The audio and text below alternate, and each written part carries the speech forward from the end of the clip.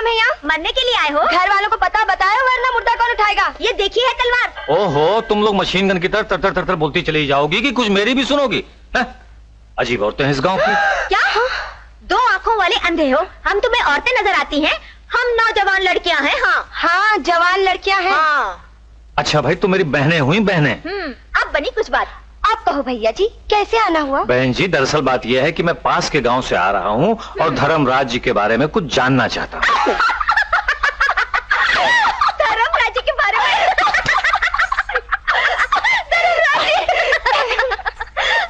अरे भोले बाबू, गांव के बीच में खड़े होकर धर्मराज जी के बारे में पूछ रहे हो? ये तो वही बात हुई, नदी में तैरते तैरते पूछना कि पानी कहाँ है। हाँ, मेरी बात आराम से सुनिए। बात यह है कि मैं इस इलाके का नया नया पुलिस इंस्पेक्टर हूँ। पुलिस? माफ कर दीजिए। ठीक है, कोई बात नहीं, कोई बात नहीं। सुना है पुलिस बाबू, कल भी कोई खाकी वर्दी वाला पिस्तौल ये गांव के बाहर आया था। हाँ? वो मैं ही था। हाँ, और आज फिर मैं इसलिए आया हूँ कि मैं ये जानना चाहता हूँ कि धर्मराज जी एक अपराधी का फैसला कैसे करते हैं। दरअसल इस गांव की हर चीज मेरे लिए अजीब है, जैसे कि ये तलवार। अब जो ये तलवार यहाँ गड़ी है, इसका क्या मतलब है? मैं बताती हूँ। ये जो मंडप है, इसको हम धर्मपीठ कहते हैं। यहाँ बैठकर हमारे सूर्यवंशी धर्मराज जी हर समस्या का फैसला करते हैं। चंद्रमा की चांदनी में दाग हो सकता है, लेकिन धर्मराज जी का न्याय अटल होता है।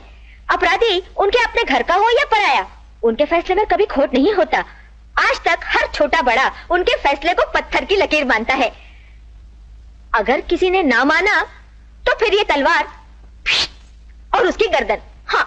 लेकिन धर्मराज जी किसी की गर्दन कैसे काट सकते हैं? बाबूजी, आप परदेसी आदमी हैं। धर्मराज जी कोई मामूली आदमी नहीं है। उनके पीछे तो पुश्तों का इतिहास छुपा है। और ये जो तलवार आप देख रहे हैं ना, ये कोई ऐसी वैसी तलवार नहीं। इस तलवार ने कई अंग्रेजों का लहू पिया है। दारोगा बाबू, ये दोनों बहनें प्रिया और सुधा कभी कभी गांव की चौपाल पर रात को धर्मराज जी के पुरखों, उनके कुल और उनकी वीरता के लोकगीत भी गाती हैं। जिस धर्मराज जी को आपने देखा है, वो नंद गांव के बड़े धर्मराज जी की चौथी पीढ़ी पर हैं। न्याय और वीरता में उनसे बढ़कर ही हैं, कम नहीं। जन्म से ये ब्राह्मण नहीं है, लेकिन वेद पुराण शास्त्रों के पूरे विद्वान हैं। ब्राह्मण के बगैर मंदिर में पूजा पाठ धर्म की हर विधि कर सकते हैं। अपनी आंखों से ही देख लेना पुलिस बाबू कि वो धर्मपीठ पर बैठकर उस अपराधी का न्याय कैसे करते हैं। चलो प्रिया। अच्छा चलो। अच्छा पुलिस बाबू। नमस्ते पुलिस बाबू, हम चलते हैं।